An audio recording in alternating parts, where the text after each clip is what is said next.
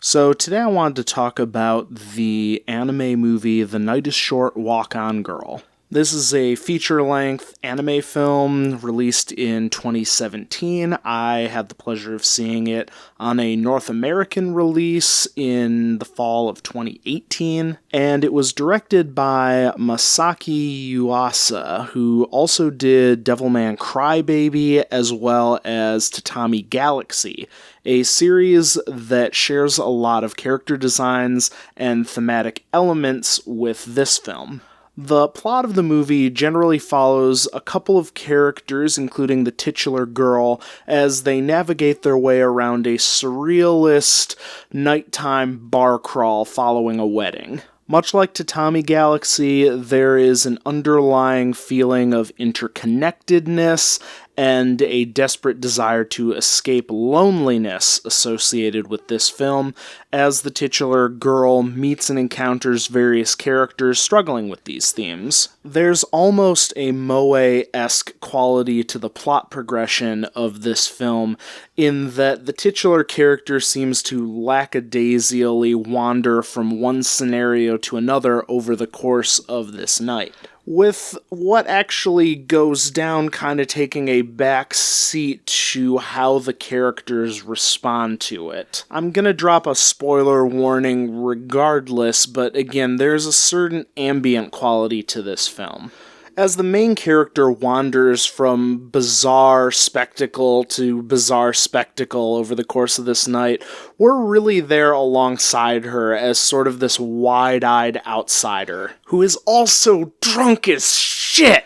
Her superpower is basically to drink everybody else under the table and put them in their goddamn place. Like, it really feels like you're on a bar crawl through the city from Spirited Away, like the one that surrounds the bathhouse. It's got that sort of atmosphere to it, like anything can happen here. And everything that gets mentioned or happens is just so bizarre that you don't really see some of the stuff that comes back around later in the film. Because as I mentioned, there's a theming in this movie around loneliness and interconnectedness. So there's a lot of little details at the beginning of the film that are set up for later, like the mustachioed pervert porn peddler mentioning that a tornado sucked up a bunch of his fish. Well, that tornado shows up in a very important way later in the film, and you're just kind of like, what the fuck? But it's such a weird detail from earlier in the film that you remember it. And it's that sort of disguising the Chekhov's guns that make this film remind me of Sorry to Bother You. Another very surreal film that hides how tightly its plot is written by just throwing you so many just weird things to take in. Now, earlier I mentioned that this movie recycles elements from another anime, Tatami Galaxy. In particular, the two main protagonists are the same couple that are the center of Tatami Galaxy, despite the fact that both animes are adapted from separate books that don't share characters. Which is kind of interesting because they occupy similar archetypes, and so the team are not really, like, beating around the bush. If you've seen the other series, you kind of are already clued into who these characters are, or at least what they do, and if you're not, you're just gonna absorb these as already working character models. The only other series I can really think of that does this is, I guess, American Horror Story, who reuse actors and occasionally put them into similar archetypes, either to create shorthand or to subvert things, more often than not in that series. Or you can look at directors who work with a very consistent cast of actors. Like, you kind of know who Samuel L. Jackson is usually going to play in a Quentin Tarantino movie. But as somebody who has watched Tatami Galaxy before and absolutely adores it, it's interesting watching this film because the point of view character has been swapped. In Tatami Galaxy, you follow the male character, and only occasionally see the female character as they bump into one another on campus. But in this movie, it's primarily told from the female character's point of view, which is much more interesting because from the guy's point of view, this is mostly a series of like missed connections that he's trying to make work. From her point of view, there is just so much going on that he is tunnel visioned himself out of taking in.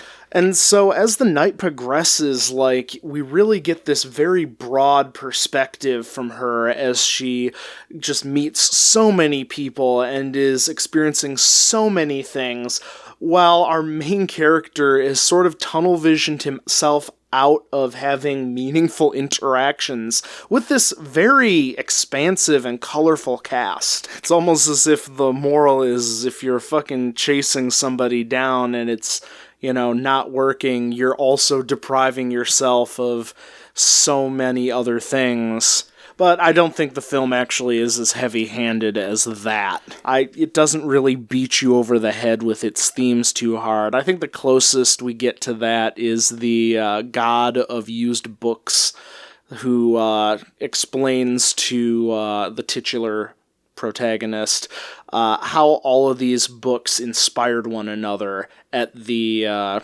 book fair.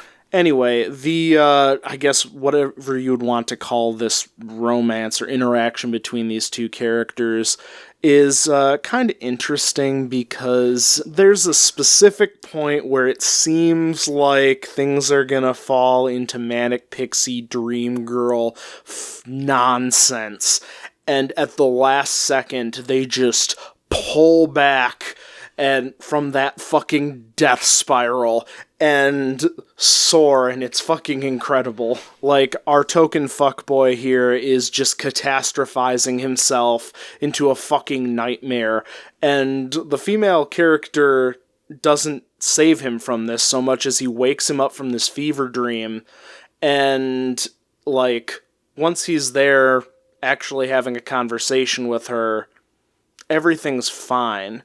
She doesn't really save him so much as, like, once the anxiety bubble is popped and he's back in reality, he actually knows what to do. And they don't kiss or make out or, like, happily ever after or whatever. No, they just, like, go to get coffee, and that's kind of how things end, He didn't have to do all of the crazy, stupid, grand gesture bullshit that he tries and fails constantly during the whole festival. He just literally had to be like, yo, let's do this. And it's all fucking right. Which, maybe that's too much of a feminist reading of this, I don't know. Like, there's plenty of, like, dumb tits and shit going on in here, and plenty of toxic masculinity on parade. But, generally, like, I think that those elements of this film are cast in sort of a negative light. Particularly, like, characters who have an obsession, it doesn't seem to, like, do anything good for them in the long run. Creepy mustache pervert has, like, a collection of vintage pornography that he's obsessed with, and it seems to have driven a huge rift between him and his daughter. And then there's Don Underwear, who's obsessed with a misconnection and has spent, like, the last year not changing his clothes and just stinking up the place while he plans this grand gesture to try and find this person, only to find out that they were not the person he thought they were and that their instant connection was just kind of garbage and stupid, which all ties back to the theme of loneliness and interconnectiveness. Our main character seems to be there not so much to wake everybody up to these things, but to be the, like, good example that they notice. She's out there putting her, like, body to the problems, throwing herself at everything that comes her way with enthusiasm and total cluelessness, and it lets her connect with other people. And I think that's kind of something important to notice, look at the people in your life. Who's having fun? Who do people like? And what are those qualities about them that draw people in? Now, the last thing I want to talk about in regards to this movie is the animation style. I feel like anime gets a bad rap, particularly in, like, art academia for everything being so similar.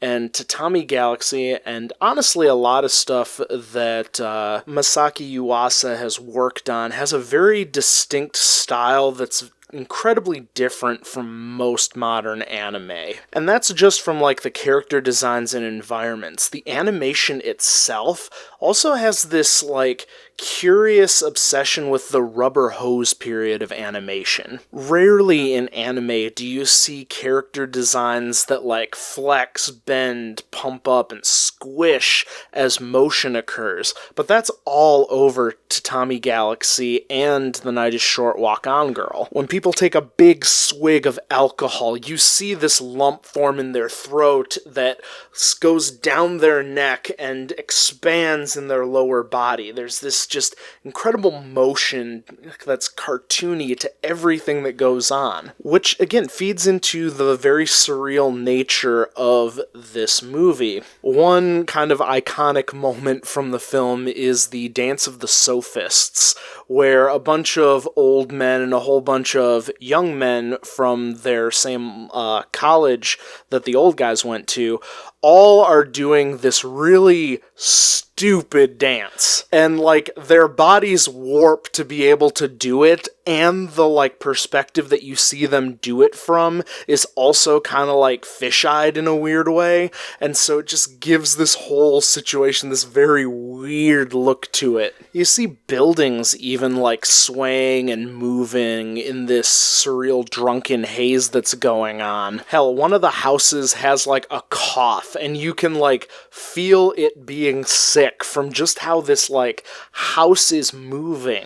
And it's details like that keep this movie feeling like it has a lot of energy, even though, as I've mentioned before, the plot is kind of scant and a little bit on the ambient side, but just everything seethes and moves in such curious and fun ways. So my final thoughts here on The Night is Short, Walk On Girl. I think it has a lot of energy to it. I generally like the message that it's going for, and I think it's visually appealing as well as like having characters that are easy to latch onto. The only real flaws that I can fault this movie for is the way that it moves from idea and situation to idea and situation can be a little bit of a drag for some people just because there isn't one consistent overarching plot in the same way that there is for other feature-length films. Like, it does kind of feel like they stitched 3 or 4 episodes of an anime together.